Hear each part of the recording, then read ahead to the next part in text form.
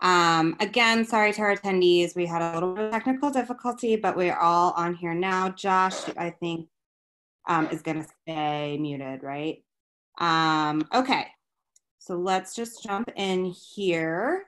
Again, thank you for your patience, everyone. And as mentioned, this is also being recorded, so anybody can also view it later. But thank you for joining us today for Workbar Live. My name is Chelsea Hildreth, the Events and Partnerships Manager at Workbar.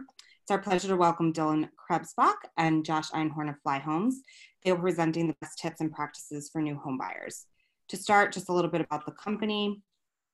Flyhomes is a real estate startup focused on solving problems that have made home buying too difficult for too long, especially in Massachusetts. They've helped over 1,500 clients by turning them into cash buyers, backing their traditional offers, and empowering current owners to trade up to their next home with more buying power. So it's a very interesting company, different way to do it. We're really excited to hear what they have to say. But just a few notes for our guests, if you're new to Zoom, they're going to be presenting via screen share. If you want to start pulling that up, Dylan. And then do you not see my screen here? Josh will be focusing on the Q&A. So if you see the Q&A in the bottom of your screen, just go ahead and type in any questions you have along the way there.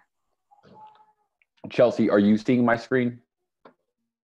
I cannot see your screen share, no. I just see you. Yep.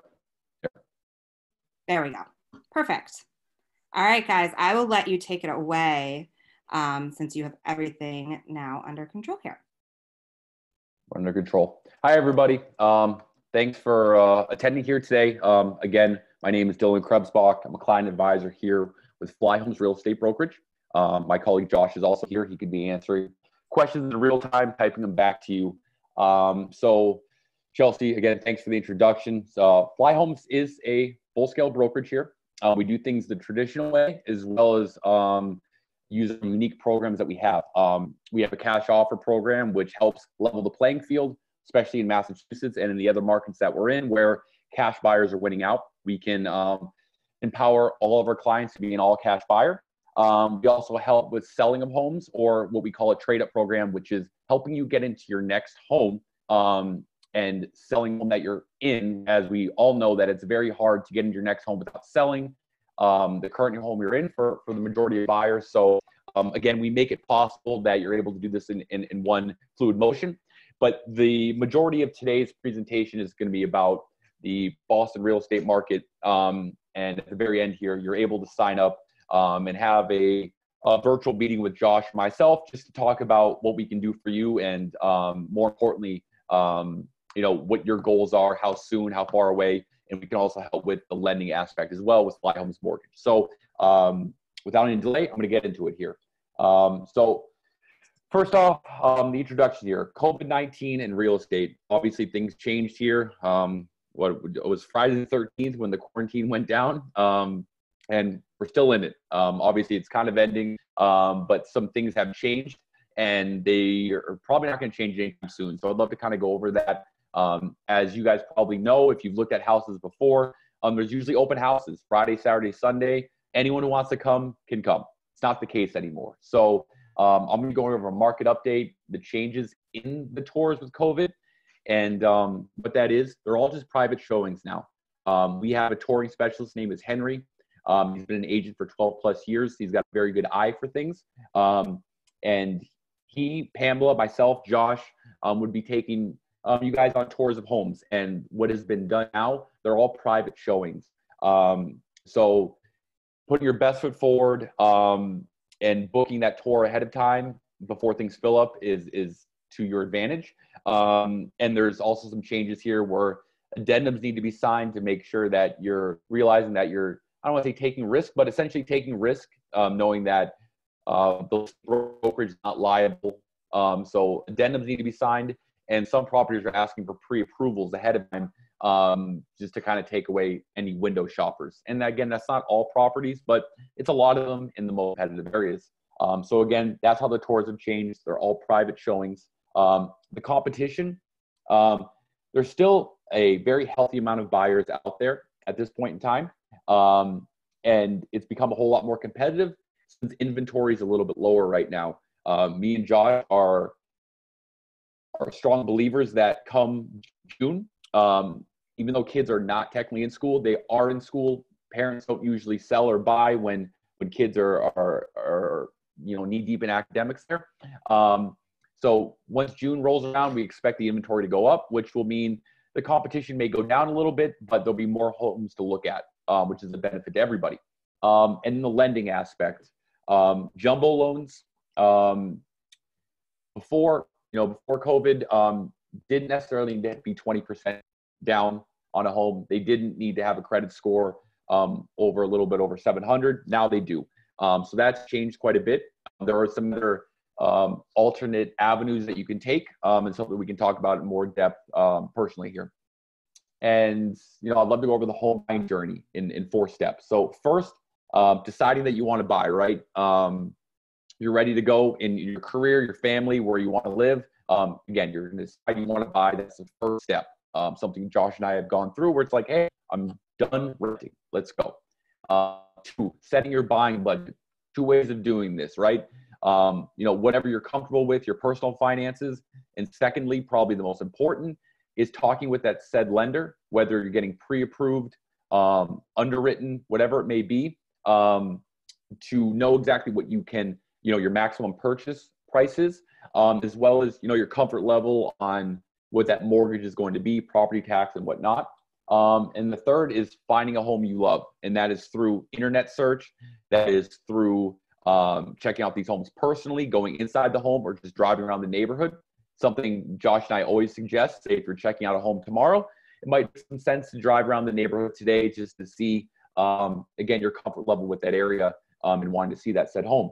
And then the 4th step is winning, right? Putting out an offer that a seller is essentially going to accept. So again, very high level, but those are the 4 steps of starting and finishing, getting that key, and setting up your home, whether it's the next 5 years, 15, 20, and so on and so forth. So deciding to buy, knowing when to make your move. So 2, possibly 3 major events are the whole deciding factor on when you're ready to move. So life events being the biggest one, right? Your career, whether you move to another area, your office has moved, you're now making a salary or commission or both, that you're comfortable making that purchase, knowing that you've got some money in the bank in case of a rainy day. Second is market dynamics, knowing whether it's a good time to buy with how competitive or not competitive the market is, whether it's a seller's or buyer's market, just understanding, and that's something Josh and I can help you with, whether it's a good time to buy based on the areas that you're looking. They're not all created equal. North Shore is different from South Shore. Boston is different from Metro West, so on and so forth. So it's not a one size fits all. And then lastly, neither, right? Your life events may have been solidified years ago, or that doesn't matter to you, or the market is nothing that dictates your decision. You're just ready to own, right? Because you want to build a beautiful garden and you can't do it at your rental property, right? So there's a lot that goes into it. So deciding to buy, is it the right time? And is it the right time for yourself? So the market drivers here, inventory being the first one, right? Let's just take Lexington, for example. That's an area where Josh, myself, and our 2 other clients, Yuchin and Emily, have a lot of clients looking right now. It is an area that have great school systems. The homes are beautiful out there. It's got major arteries as far as highways, and the inventory is a little bit low right now. So that is what drives the market there. Taking that one, for example, where the market is a little bit harder to get into as far as purchasing, just based on the fact that the inventory is very, very low. So even if a home's got 3 or 4 offers, it's probably going to go for list price. And how much that is, I mean, that's all property specific. But again, the inventory dictates how strong or weak, or if it's a buyer or seller's market. 2, interest rates. As you probably have seen, or maybe you haven't, interest rates are fluctuating quite a bit right now. And in my opinion, they're coaxing people to buy in this unprecedented time right now. And that's another thing that kind of drives the market. When interest rates are lower, there's a lot more people getting involved in this because they can afford more, or they can afford that mortgage payment a little bit more than they could, say, when interest rates are in the fours.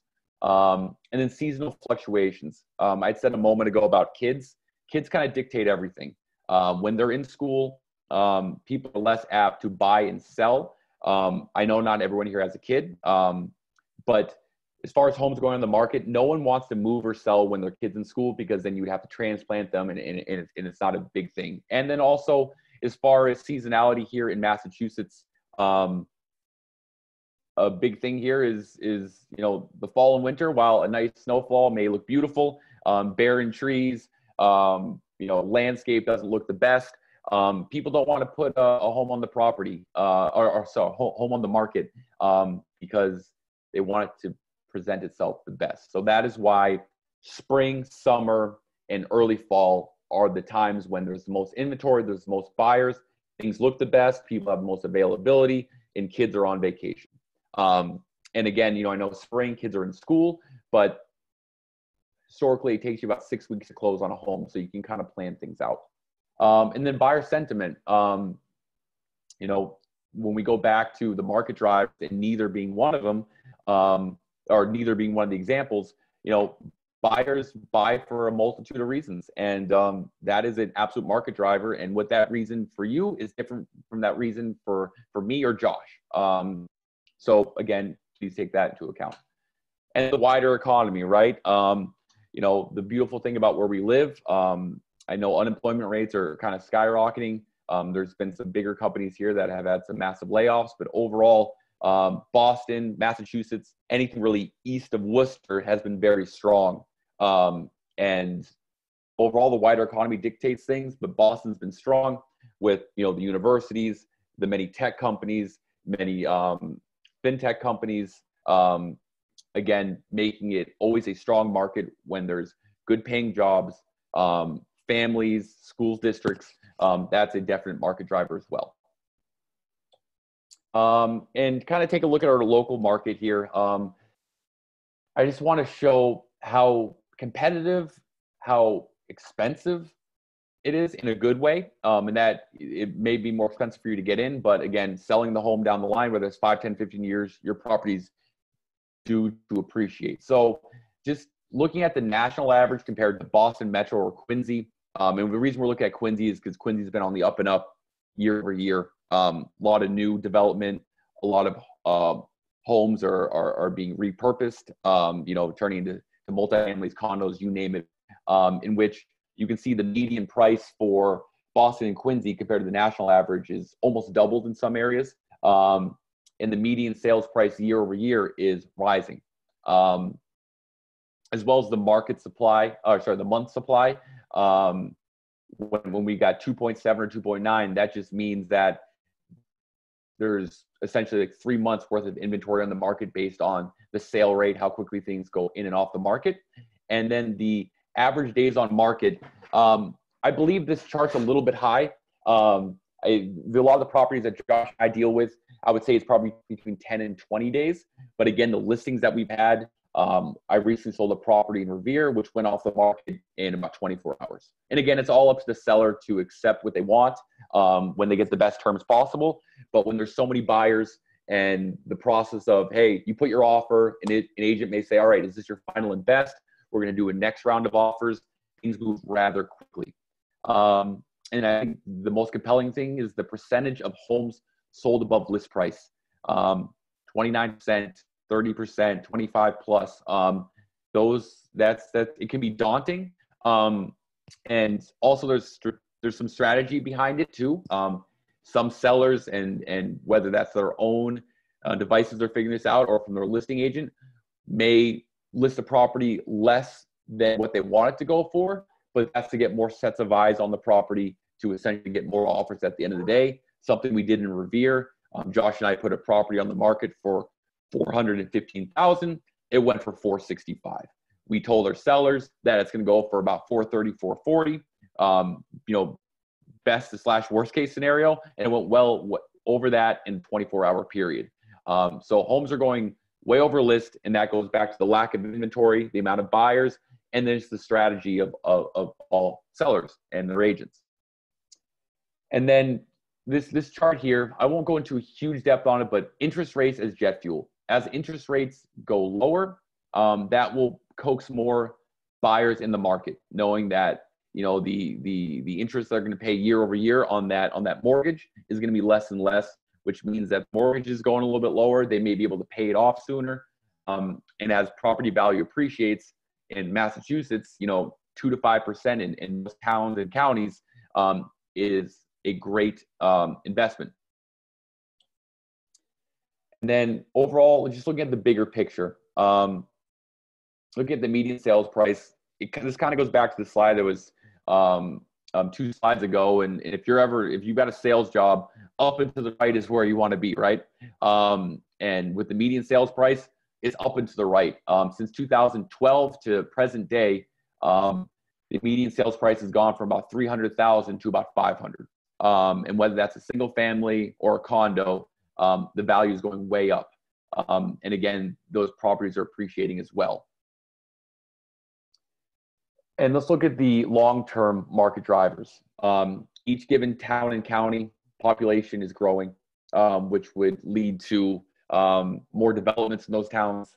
The overall price of these towns with offices being built outside of said Boston, right? Going up 95 corridor, Burlington, Woburn, lots of jobs there. I live in Northborough, which is about 30 miles west of Boston. We've got Marlborough, we got Framingham, we have Natick. There's a lot of office parks there as well. Same thing with the South Shore. So population growth is going to deal with businesses moving out of the city and taking some of these towns and turning them into a real bustling area. And that, again, bleeds into job opportunities as a long-term market driver. And then limited supply, especially right now when there's not a lot of homes on the market. That's going to deal with a lot of buyers looking at one home and making it rather competitive. And again, I know this is a home buying thing, but to kind of throw in a little information on Flyhomes here, when there's limited supply and you could be a strong buyer putting down the 20% in which you're not paying PMI, which I'll go into in a moment, you may be beaten by somebody who's able to put down all cash or pretty close to that. Flyhomes, we have the ability using our cash to make you an all cash buyer. We will buy the property all cash off the seller and wait for you to essentially get that mortgage. Once you get it, we sell it to you for the exact same price. There's no margins that we put in for that service there. And then last part, deciding to buy. Are you ready? So you're going to weigh out the pros and cons. Is this a good time of the year? Is this where you want to be career-wise, or thinking to change, family, school districts, location to your immediate family, in-laws, things like that. Pros and cons of relocating to that said area. And then I think something that's always good to know is the upfront costs. Before I owned, I figured it was, hey, you put an offer on a home and you have a mortgage and that's it. Well, there's a lot more that goes into it. Down payments are traditionally between 5 and 20%. 20% would alleviate PMI, which is mortgage insurance, which can be between $200 and $600 a month. But traditionally it's 5 to 20%. To use our cash offers just at minimum 5% to be able to put an offer on a home and hopefully win. And there are some other types of loans where you can put less than 5%, but usually those are not the most traditional ways. And then you got appraisal, inspection, and survey fees. So to get a home appraised, it can cost a decent amount of money there. A couple hundred to $1,000, maybe even more. And then the inspection of a home, right? Whether you're going to buy a home or sell it, a good inspector in Massachusetts is going to cost between $500 to $700. And that's something that Flyhomes will pay for on our all cash program. As a cost that we will eat for you guys. And then title and escrow, and that bleeds into using an attorney. And some of you may know this, Massachusetts is an attorney state, which means that after your offer has been accepted, there's a dialogue between the selling agent and their attorney, and me and you, me being the agent, you being the buyer, and the attorney that you guys choose. Obviously, we will suggest an attorney. We'll give you options. We'll tell you who we worked with, who we like working with. At the end of the day, that's up to you. And they need to do a title search. They hold escrow, which is your down payment, as well as the offer binding amount and whatnot. But there is a fee to that. Not all attorneys are created equal. Some are better than others. Some have different fees, and that's something we can help you navigate through with our many relationships that we do have. And then transfer taxes. So every $1,000 that the home is, there's a transfer tax of $4.56. And that is something that you pay once you get the home in your name. All counties are the same except for Cape Cod, which I believe is Barnstable County. Sorry if I forgot that there. But their transfer tax is a little bit lower. I think it's like $2 and some odd cents. But the rest of Massachusetts is $4 and 56 cents. So for every $1,000 that the home is of your purchase price, there is a $4.56 transfer tax, and that is something that you pay when you close on the home. And then once you own that home, there are some more costs. That's kind of up to you to dictate what you want to spend on it. But first of all, you got your mortgage, right? Whether that's $900 a month or $3,000 a month or even more, that is your rent essentially, that you're paying money to build equity and own that home. Secondly is PMI, which is if you buy a house and put down anything less than 20%, you're paying PMI, which is usually 0.5 to 1% of that purchase price of that home. And then you've got home insurance that is built into your mortgage. Your monthly payment there, but that is something that you'd be paying as well on those monthly costs. And then property tax, that's built in as well. Something you always want to look at when you're looking at an area, whether that be your permanent residence or even a rental property. Josh and I deal with a lot of people that want to buy rental properties for the immediate future or down the line, in which they may be students now and they're going to be moving away from that university and they want to just have a nice little source of income. Property tax is a good way to look at what that cost is going to be. And then maintenance and upgrades, especially in Massachusetts where we've got harsh winters,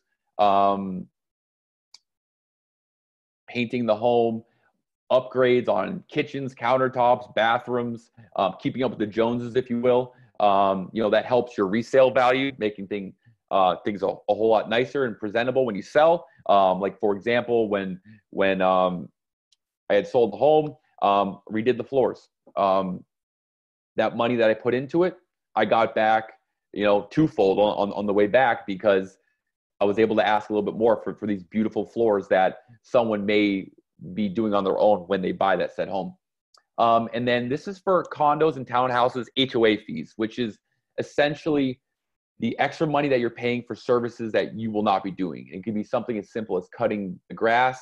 In these condos and townhouses, there's common space, in which that money goes into that as well. So again, cutting the grass, snow removal, if there's a new roof being put on the home or on the condo, everyone who's involved has to pay a little part of that. And that's something you'll know before you buy that said home, if there's any plans for that, and it's something a good agent can help you out with, and information that you're privy to as a buyer. And then the cost of reselling, 6 to 8%. So looking at it like this, right? Massachusetts, the standard commission when you're a seller is 5 to 6%. That's usually split 50-50. Let's just keep it at 5% here. Selling agent will get 2.5% of that sale price, and the buying agent and the brokerage will get 2.5% of that purchase price, right? Same hunk of change there.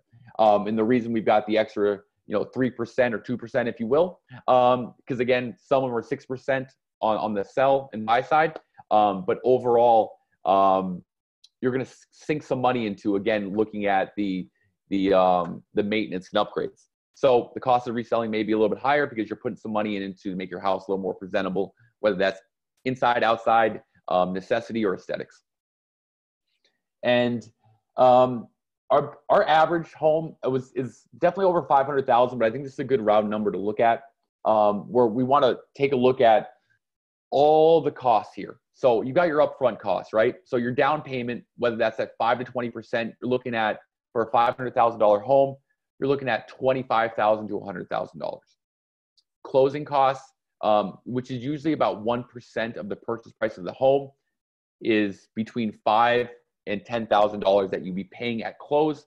That's the attorney fees and title search and all that stuff that the attorney will do for you. It's very vital. It's obviously a requirement that an attorney's involved, but they make sure that once you have that home, there's going to be no liens on the home, the title's clean, just essentially making sure that you're not bringing any baggage in on your own. And let's kind of look at your monthly, right? And $3,000, again, very round number. But let's look at the mortgage, right? The mortgage on average, putting down the 5 to 20%, you're looking at $1,500 to $2,700 a month in mortgage. On top of that, with that PMI, again, that's anything less than 20% down on a home. So it could be an additional $210 to $650 per month. I'll give you an example here. So say if you buy a home and you put down 15%. Well, once you've got that other 5% paid off and you've got 20% equity in this home, PMI will disappear. So I always tell clients that say, hey, I'm not ready because I can't put down 20% yet. Well, the way properties are appreciating, it's still worth going into. And the fact that once you pay off that 20%, the PMI goes away, it's a win-win. And then the home owner's insurance, again, between $60 and $166 per month. Again, it could be a little bit higher, could be a little bit lower, but those are some good guidelines and good numbers there. Property tax between $400 and $600, or $400 and $600. Maintenance, about $2,500 annually. Again, that's kind of arbitrary. It's what you want to do for maintenance. Could be putting in a fence. It could be having a landscaper that comes out weekly, or just for spring and fall cleanup. Again, that's completely up to you. And it could be a whole lot more, say if you redo a kitchen. And then the HOA, 100 to 600, sometimes you see them as a little bit more. And if they're a little bit more, that means they're offering a whole lot more, as far as what the HOAs are, right? Again, like the most basic ones, snow removal, landscaping. But again, water's usually included in HOA. That's a utility that you don't have to pay. Some of them have, some of these condos have cable. Everyone's got, let's just say Comcast, right? And that could be part of your HOA as well. And something that you can know this information well before putting an offer. This information is available on the MLS, which is the listing services, something that agents are privy to, and something they can share with you. And when you put down an offer on a home, you're able to request these documents before you move forward, to make sure that you're comfortable with everything that you're going to come across outside of the purchase price of that said home. And then the commissions and tax on the resale of a home, again, 5 to 6% to list a home when you're paying out both ends. So again, you're looking around $30,000 for a $500,000 home. And let's look at the long-term benefits of owning a home. No more rent, right? You know exactly what you're going to pay month over month. You can be a little more aggressive with it at certain times if things are good financially. You can, if you've got a 30-year fixed loan, you can get ahead of it and try and get it done in 27 years, right? What you want to pay, you obviously have a minimum mortgage, but you can go at it as hard as you want. And that, there's no landlord to say, all right, Josh, this July, the rent's going up $200 a month. It's not going to happen. The tax savings, I think, is a big part of it as well. The personal equity in this home, as you put more money into it, it's more of yours. I know you got a loan from a lender, a bank, in which it's your home, but they obviously have some stake in it. The more money you put into it, the more it's yours. And then also the resale value of it. When you're trying to buy another home, the more you own into it, you'll be able to maybe upgrade to something a little bit more, just based on the fact that you've got a lot more money sunk into it. And then also personal equity, I think that's kind of an emotional feel too, where you're very proud of what you have. I mean, me personally on my end, I have an apple tree now. I got it about a month ago. I'm really pumped. I'm going to have apples. Are they going to be good? I don't know, but it's my apple tree. And I'm pumped about that. And if it was a rental property and I put in that apple tree, there's a very small chance that if that apple tree does well, I can't take it with me. It'll probably die. And, or, the landlord says, hey, I don't want you to put an apple tree in there. So that's that personal equity, whether it's emotional or financial. That goes a long way. And then kind of bleeds into growing your home value, right? The more you put into it, the better off you are. Quick example, my sister purchased a home. She bought about 2 acres of land, and for about a year, she's got a beautiful garden. She's got trees. She's got chickens. The chickens don't stay with the home, but if she was to sell that in 5 to 10 years, she's got pear, plum, and apple trees, where a buyer would be like, that's really, really cool. And I'm willing to pay a little bit more for this home, knowing that I've got something very unique that others don't have, and someone put a lot of time and effort into it. And then rental income. I had a conversation with a client this morning. They're looking at a condo in Brookline. They're going to live there. They're going to live there for at least 5 years. But the big thing that she was looking at the end of the day was like, if I want to leave this place and I don't want to sell it, how much can I rent this for? So that's a long-term benefit in which, owning property, owning a home, owning a condo can help pay off the mortgage for your next piece of property. And then again, lifestyle. You've got your own private backyard. You've got your own private front yard. You're not sharing an entrance. You got your driveway, your garage. You can paint the walls and not worry about painting them back at a certain point in time. All that good stuff. The lifestyle change, it's yours. It's kind of the American dream, if you will, whether it's a condo or a single family. And then deciding to buy, is the right time for you. So are you comfortable with the numbers? And what we mean by numbers, are you comfortable putting the down payment for that? Are you comfortable with the property taxes, what your mortgage payment's going to be? Are you comfortable with your career, knowing that it's concrete and you're going to have this job moving forward for a very long time? Or you're able to switch, to another company there. I think that's something that obviously needs to be thought about. Does it fit your lifestyle? When I say lifestyle, is this the home that you want to move into? If you're growing a family, can you foresee having a kid or a couple children there, having family over? Is the commute to work good? Is the school systems good? Does it fit your lifestyle? Even if your activities, going for runs. Josh and I are avid runners. We love running. And a big thing about where we lived was, are there parks, are there trails, are there areas where we can comfortably run? I've got a 6-month-old. It's a good area to push the carriage. Does it fit your needs outside of living in those 4 walls? And then last part is, I don't have a bullet point for this, but don't try and time the market. It's very hard to do. It doesn't often make sense. So always looking at, are you comfortable with the numbers? Does it fit what you want to do for the next 5, 10, 15 years? I think that's the most important thing, because timing the market is not an emotional thing. It's more of finances, which makes sense. It's respectable, but at the end of the day, you might miss out on something, right? And if there's something that's beautiful that you want and you can swing it in the sense of afford it, go for it. And if you're not ready, you're not ready, and that's fine. And any good agent will help you out with that. So your buying budget, getting your mortgage. So you want to know what you have to work with, right? So there's a pre-approval letter, which is usually the first step. It's in a lending field, there's a loan officer and there's an underwriter. And a loan officer is kind of the first step. So what a pre-approval is amongst all these documents, they're going to look for W-2, pay stubs, debt to income, what you have in the bank, 401k, and they can say, okay, cool, Josh, like based on what you have in the bank, what you want, and what you're able to put down for a down payment, I can tell you that you're going to be able to afford a home for $600,000. And that's based on you putting down $100,000 of your own cash. So you're financing $500,000, which breaks down to a mortgage payment of X. And that pre-approval is used as ammunition. And that's ammunition when you are putting an offer on a home. That seller saying, okay, cool, Josh looks really good on paper. If I accept this offer, I have very little concerns that he won't be able to get a mortgage. Or if you're doing a cash offer with Flyhomes, that pre-approval is just for us.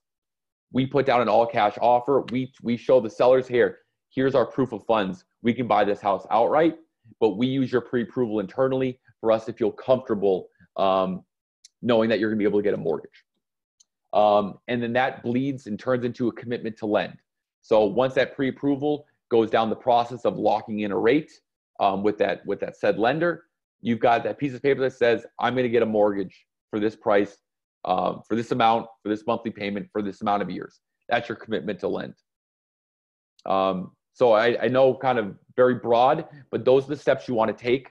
And when touring a home,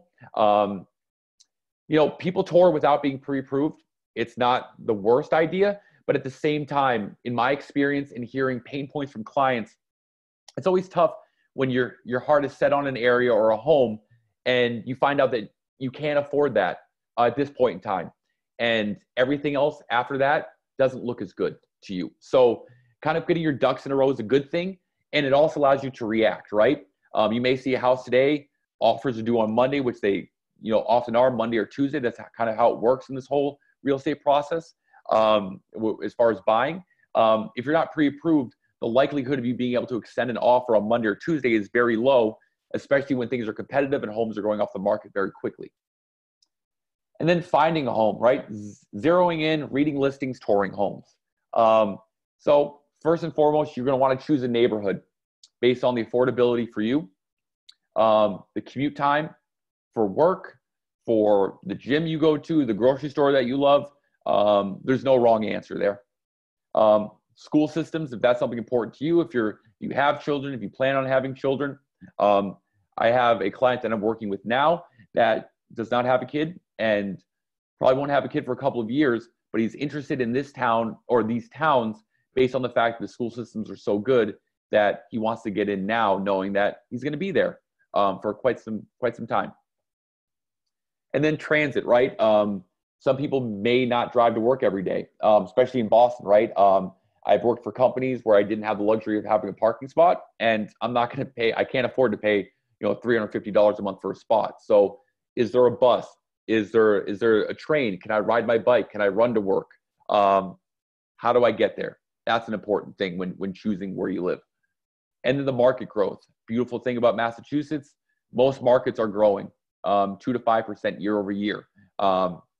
I don't think there is one area that isn't. You may be able to prove me wrong on that, but we haven't run into that. Whether it'd be a modest 1% or even less, or 5%. Again, I know with everyone here, you guys may be longtime residents of Mass or just moved here. But for example, Watertown and Waltham have completely changed from when I was 10 years old to now. Josh is originally from Newton. Newton has always been a beautiful, affluent town there, but it's just getting more competitive. Prices are going higher and higher. The growth is quite impressive. And then again, choosing a neighborhood, lifestyle being the biggest one. Neighbors, lack of neighbors, sidewalks, all of that good stuff there being a very important part. I apologize for the dogs barking here, working from home, so a little bit tough. They're good dogs, so they're just telling me about my lifestyle and my neighbors that are running by. So yeah, lifestyle being a big one there as well. And all right, so deciphering a home listing. So this is a Flyhomes listing. Every listing that you see, whether it be flyhomes.com, Redfin, Zillow, it's all being pulled from the MLS, which is that website that I told you. And that is where listing agents will upload a property. They'll put all the specs on it, all the information on how to go see it, who the listing agent is, how you come in contact with them, all that good stuff. It all gets pulled to these sites, and it gets updated rather quickly in a matter of minutes, essentially, when you list a property. And I know there's a lot of information here, but the most important things to look at, this little bio here, that is what the agent writes on the MLS. You got your purchase price. It breaks down the price per square foot, and then tour this home. Usually there was open houses. There's not open houses right now. That will probably change. but at least you can see when you're able to get in there, or you can talk with Josh or myself and say, hey, I'd love to see 86 Ashmont Street, Saturday at 1. Can you make it happen? And that's what we'll do here. Off to the right on a lot of these sites, we'll put similar properties based on your search query. So if you're going to Redfin or Zillow or Flyhomes, they're all essentially kind of created equal at the end of the day. All user interfaces are a little bit different, but the features and everything are pretty much the same. Instead of just typing in Boston, for example, on this one, you may want to filter it there, right? You're looking for a home that's got 1,700 square feet, at minimum 2 bathrooms, 3 bedrooms, so you can find exactly what you want, so you can kind of not sift through everything else. So breaking down that home listing, it's kind of an art form, and you'll find yourself, if you're searching for a week or two, you'll be experts on these websites. And you can also set up emails to be sent to you when it lets you know that a property that's come on the market that fits your location and all the specs you're looking for. And then I went into this a little bit, but touring homes. So we have 2 excellent touring specialists, as we call them, but they're licensed real estate agents. We have Henry Capita, and Pamela Bennett. And they've both been agents for quite some time. And what they're going to help you do is, again, they're not inspectors, but at the end of the day, they've got a keen eye on looking at the exterior of the home. You should always be looking at that, like the siding, whether be vinyl or just wood. How is the condition of it? Does it need to be repainted soon? The foundation, what kind of quality is that in? The layout of the home when you go inside, does it flow nicely? Is the kitchen nice? Does it bleed into the living room nicely where it's nice and open, or do you want things closed? Do you want an office with a door, or all the bedrooms upstairs? Do you want some downstairs? You name it. Whatever you want is important to you, and it makes sense. Water stains and black dots. So we are a national brokerage. The water stains and black dots deals a lot with our headquarters, which is in Seattle. It's very moist there. You've got the 2 mountain ranges, the moisture holds up, and I actually lived out in Seattle for a while, where when I was looking at rental properties, because I was just renting out there, they're like, hey, mold is going to happen, right? Massachusetts, not so much with mold, but again, it can happen in any of these basements, but water stains too.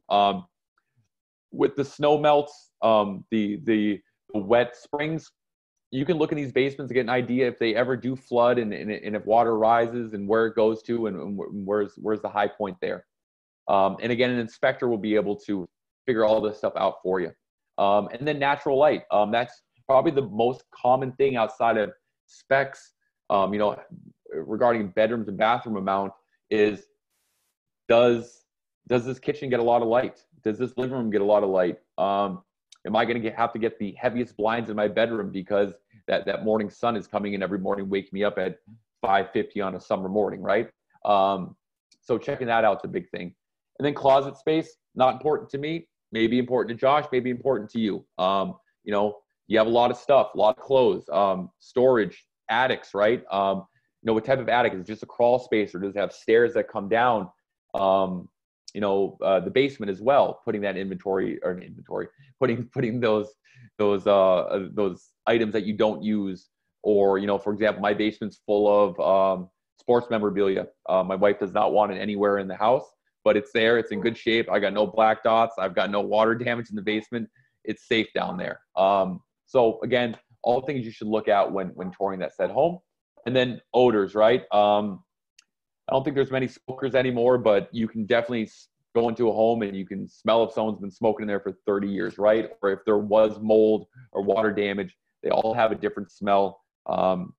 Me being an agent, Josh being an agent, we've seen and smelt it all, touring agents. And then at the end of the day, the most important, the inspector, who gives you a great report that you can use to negotiate the purchase price of your home after an accepted offer or before. We do pre-inspections as well. We'll be able to paint a better picture for you and give you that professional advice. And then again, winning, how to win, making your offer shine. So this is very high level here, but when you put an offer, you've got your street address, how much you're offering, your target closing date.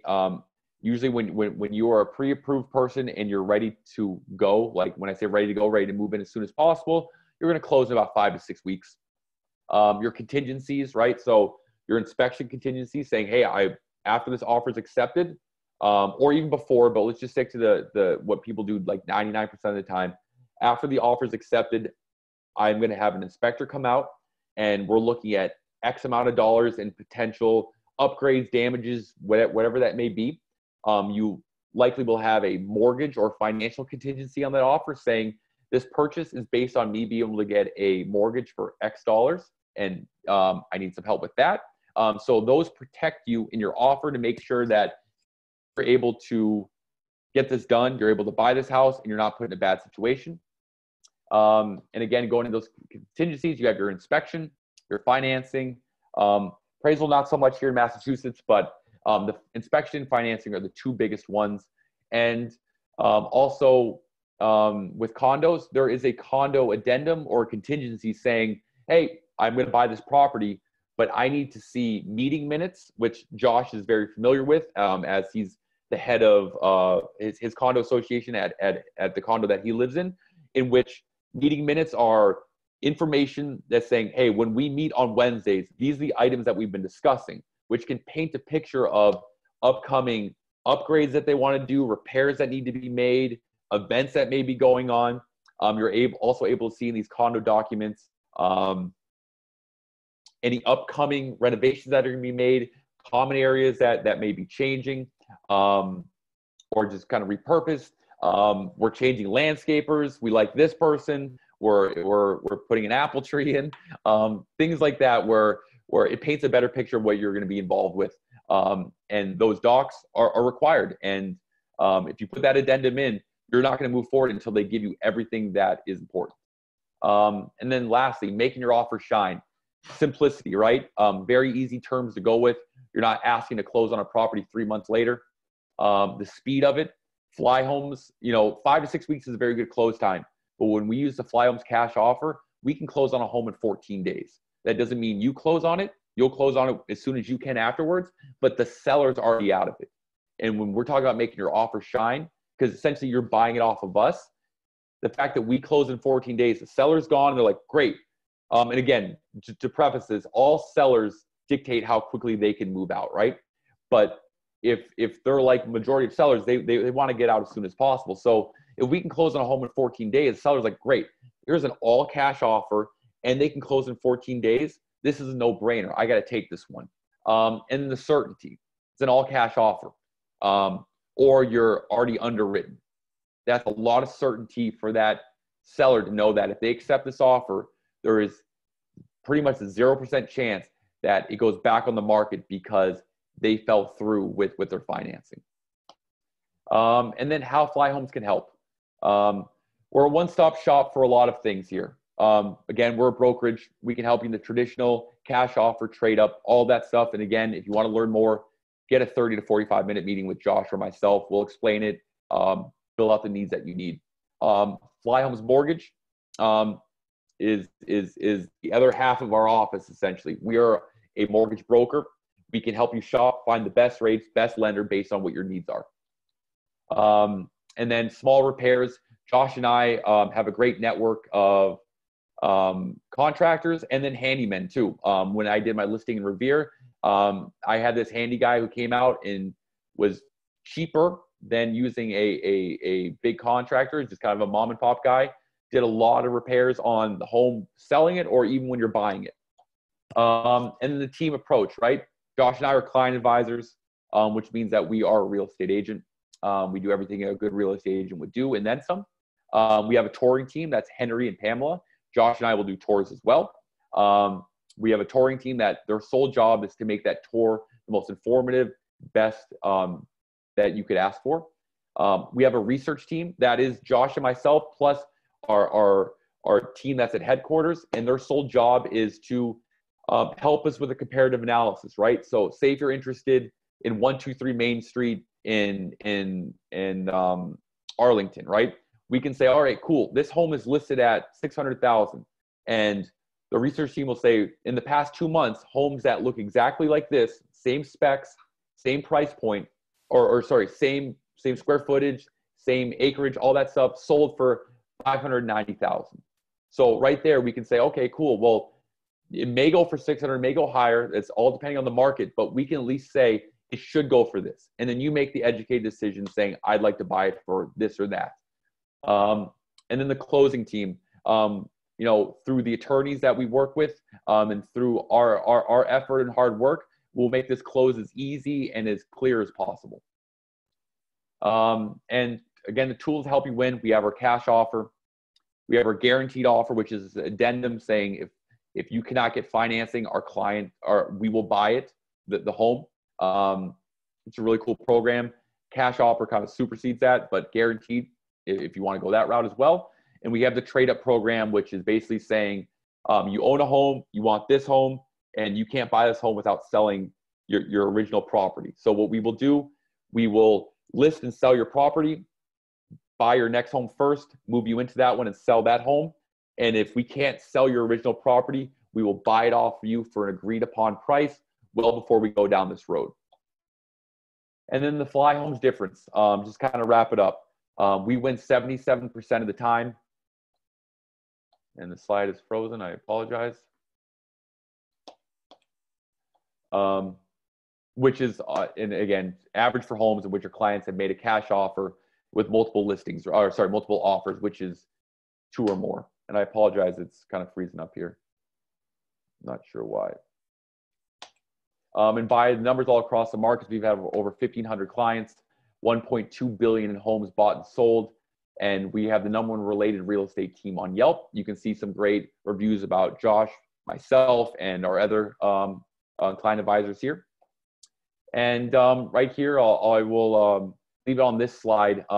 This is our direct line. We'll send an email coming through where you can book more time. But all in all, I think you've been sending some questions. I haven't been seeing that there as I've been kind of in the slides here. But if you have any questions, please send those through. Me and Josh are more than willing to answer everything. But all in all, I really appreciate you spending your lunch on a very beautiful day under home quarantine here with Flyhomes. I'll just leave it up on that side. Awesome. Well, thank you so much. That was so informative. I think that if anyone has a question, make sure you're typing them in right now. If not, because I know this is very individualized as well, as you mentioned a couple times throughout your presentation, I send out an email that will have both Josh and Dylan's information, and I'm sure that they would love for you to contact them to have more one-on-one questions for everything. And then also, if you want, Josh sent a bunch of really helpful links here throughout the presentation. So you can always go ahead and save that chat as well. And that way you have all of those links, but I will also include them in the follow-up email for, additional resources. And okay, so it looks like, so Josh, if you want to go ahead, it looks like there's a question here. Get a new one in? In the chat. Oh, got it. Yep. All right, Bailey. So how far in advance do you recommend a buyer gets pre-approved? This question, right now, we definitely want to see someone looking at least a couple weeks out, if not even earlier. A pre-approval lasts on average about 90 days. So you have to take that into consideration. We definitely recommend getting that before going out to look. If you consider your pre-approval as, the ticket to going into the concert, you can't go into that concert without that pre-approval, and that concert being your home. Excellent. Dylan, I know I had a question actually. I know at the beginning that you had kind of briefly glanced over a couple of things that had changed because of COVID coming in. Is there anything that people really need to be looking out for that changed from even just 3 months ago? No, just kind of be prepared for if you're going to go check out a property and again, they're all private, or I don't want to say private appointments, but they're all singular appointments here. That if your appointment's for 12:30, there's a very small chance that it actually starts at 12:30, right? Because they want to be safe with everyone coming in and out, social distancing, keeping a small amount of people in a house, that things may be delayed a little bit. And also that the availability of seeing 7 days a week have changed because people that are selling homes are still in that said home, in which they want to keep the risk a little bit lower. And I know with COVID, everything's changing on a daily basis as far as opinions and how you get sick and whatnot, that I think once you open up the windows and summer comes, I think things are going to open up a little bit and change as far as the rules. But Josh sent a photo the other day when he was touring a property, and there was a line out the door and it went down the block like they were giving out free shoes. Oh, wow. Ridiculous. Yeah. But a good thing. I don't know. It's good for the industry, right? It's good for everyone involved. Still ridiculous. Josh, it looks like you have another question there. I'm answering Madison, actually typing this right now. I'll send it to have for the record.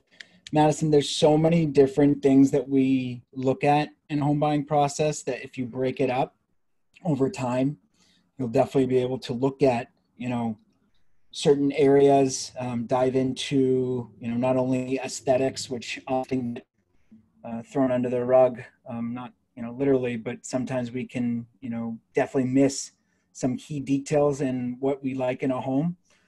We can also explore the differences between, certain housing options. And when I say that, knowing Berkeley has many types of homes. We have row houses, colonials, Tudors, and, even working with a client that has a home, that's an antique house, 1851, over in Danvers. So this is when we start looking at the fine details of your home search. And then when you get to the point where you're willing to execute, you're prepared and you can look at things on a much more macro level. Great. Awesome. All right. Well, for now, it doesn't seem like anyone has any more questions, but that was, again, an excellent presentation. I know that was really thorough and informative for our guests. So thank you so much again to all the attendees. I'll be sending out the information plus the resource links, and the best way to get in touch with Dylan and Josh here, because again, I know that this will be very individualized. Go ahead, Dylan.